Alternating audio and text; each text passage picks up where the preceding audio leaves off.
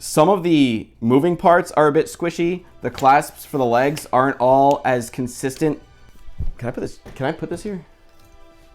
No. Okay.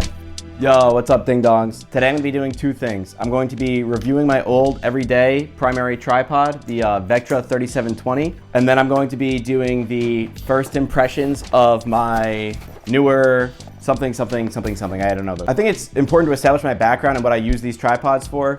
I'm in two bands, so the tripods are primarily used for, obviously a camera, for promotion, music videos, and photo shoots in that order. With that being said, I do find myself sometimes in these zany situations where the ground's uneven, or I'm outdoors, or it's nighttime, or it's icy. And I think the tripod has become like an everyday essential tool that I use. So I think it's important to kind of share what I've learned in like the last 7 years of doing this. Yeah, the last thing that I need is the thing that's actually holding the camera up to not do that anymore. All right, so first up we have my everyday tripod, or my former everyday tripod, I should say, the Vectra 3720. I'm really happy with the 7 or so years that I've spent working with this. I got this on Rutgers campus 7 years ago for, I think, $32 in 2017 money. I'm seeing it on the internet now for anywhere between $15 and $50 between used and new. So it looks like I got it for a fair price. At the time, I didn't know because I had never purchased a tripod before. I'm gonna put the specs up on the screen. It's around $32. That seems to be the median price. By 56 1/4 inches. Nobody cares about centimeters. Minimum height, 21 and 15/16 of an inch. Max load is 6 pounds. Folded height, I don't think matters too much unless you have a lot of stuff you're carrying around, which I really don't. And I don't think most people do.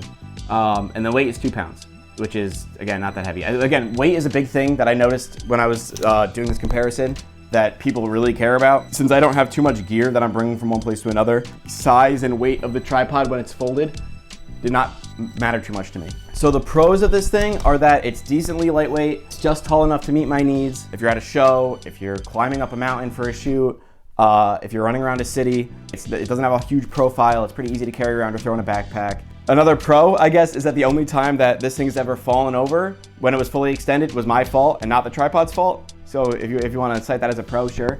The biggest con is that it's just tall enough to meet my needs, and I have had to compress the legs to extend it by a few inches every once in a while, which is not great, obviously, for a tripod when the whole point is to have like a wide profile. I did have some issues with the construction, I guess, of this that I'll explain shortly.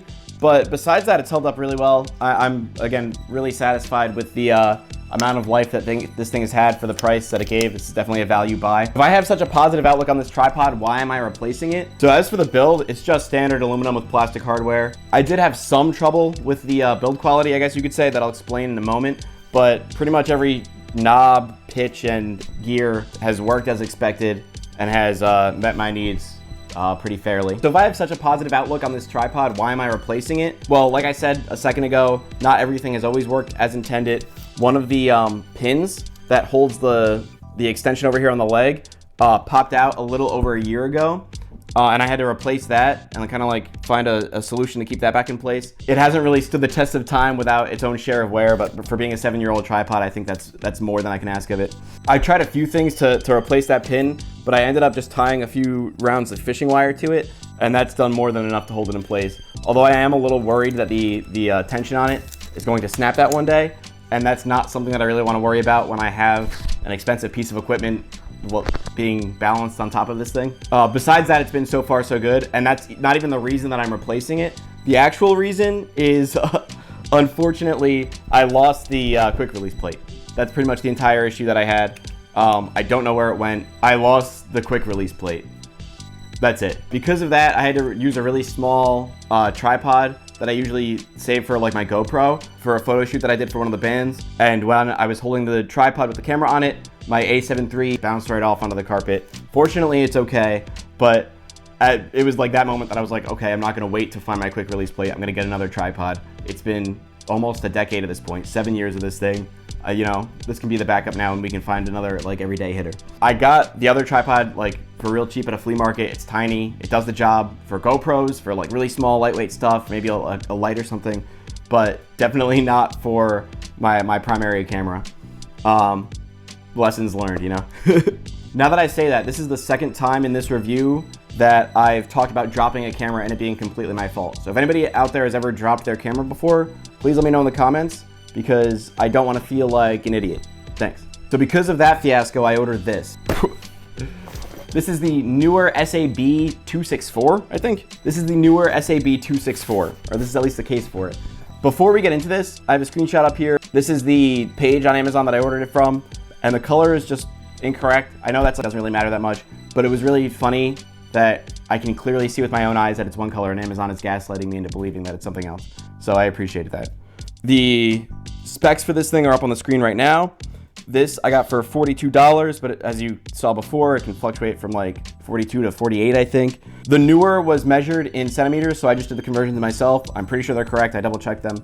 But if you're European and these don't make any sense, then I apologize, I guess. Max height, 69 and 5/8 inches, nice. Minimum height, 20 and 4/5 inches, also nice, I guess. Max load, 8 pounds, 2 pounds more than the other one, so if you have a bigger rig, that's cool, I guess. Folded height, I didn't measure it and it wasn't on the website. Weight, 3 pounds and 15 ounces, a little bit heavier. Right off the bat, you'll notice that this is notably larger, which I am definitely a fan of, given my history of dropping cameras off of tripods that are too small for them. So pros, right off the bat, it's bigger, it's taller, it's got a bigger leg radius, thicker legs, being more stable and having a larger profile is handy. And it also makes it a little bit heavier, which gives it additional stability. Again, it really depends on what you're using it for, but for my needs and what I'm doing, this is a welcome change. I think this is a pro, so I'm gonna keep this in the pros. They took the, let's throw a bunch of features on this and like see what people actually use approach. And I think that it's to my benefit. I don't think that it's like annoying that they did that. Like a lot of times you'll buy a cooler and it's got a radio and a bottle opener and you'll never use it and you're paying for all these features that you don't need and you don't want, you didn't ask for. And I think they did that a little bit with this, but I don't mind most of the things that are on here. Being able to switch to a monopod seems like it'll be really handy. I can envision some uses for that. I have never had that feature before, so I don't know how often I'll actually use it. So I guess we'll find out when the time comes. Having a hook on the bottom to add additional weight for stability seems like a great feature, but if I'm like running and gunning and I'm going and we're at a live event or something, I doubt that I'm ever gonna use that.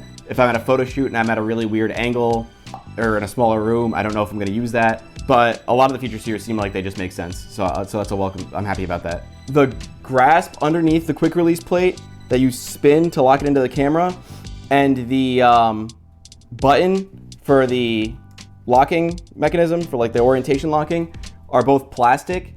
And I think that they were metal on my other tripod. I wouldn't know, I don't have the quick release plate to check. But I know that they're metal on a few tripods that I have. And it would be nice if those pieces were just like aluminum or some kind of metal. Some of the moving parts are a bit squishy. The clasps for the legs aren't all as consistent. Like this one right here is like a, you know, it's harder to move in and out. And it shouldn't be compared to the other ones. They're all smooth on the Vectra. They're all like super crisp and clean. And I don't know if that's gonna cause wear over time. That wouldn't be the case on the Vectra. Yeah, this thing definitely has some friction on parts that it shouldn't, which I'm worried about being an issue. This is a personal preference. I really like that the Vectra had a crank to extend the center column. And I think that part of the reason that this is instead like a knob that you pull and move by hand is so that you can eventually take it out entirely and use it as a monopod. But I really preferred the crank. I feel like I had a little more control over it. It was just a little fancier. I think having less moving parts is probably better. And again, I don't even know if that would be possible with the monopod. But that was just a feature that I liked that is not present here, that I will miss. So that's my first impressions of this thing. Again, it looks like a tank. I have mostly positive reviews of it, you know, so far, but I've only used it once for anything. So I'm really excited to take it out and like see what it can do and see the pros and cons and shortcomings of it. I can see now that I'm looking at it actually a little bit of glue for the rubber on the quick release plate, and it's not completely flush. Stuff like that I don't really care about. Like I'm gonna get the shot that I need no matter what. I don't think that is going to be detrimental to the quality of what I'm doing. But it does say something about the build quality of the product as a whole. I haven't put this thing through the ringer yet, and the Vectra has held up so long and been so consistent that it's like definitely been a value purchase. It's paid for itself tenfold. I'm more than satisfied with the Vectra. I'm worried about some of the plastic hardware on the newer tripod, but I don't know if I should be because the only issue I ever had with the Vectra was the metal hardware. If you're interested in the Vectra or the newer tripod, I've linked them both in the description, along with, while I was doing this, I actually found replacement quick release plates for the Vectra, which I thought it would be too niche of like for a specific tripod to be able to find a quick release plate for. But that was a lot easier than I thought. So I've linked that down below, along with both of these tripods. Yeah, thanks for coming along with me. If you see content on this page in the future, it will probably be a camera that's held up by one of these two items. If you enjoy this and want to see more things like this, I don't know if I'll ever do anything like this again, but like and subscribe, please. And thank you, and have a great life.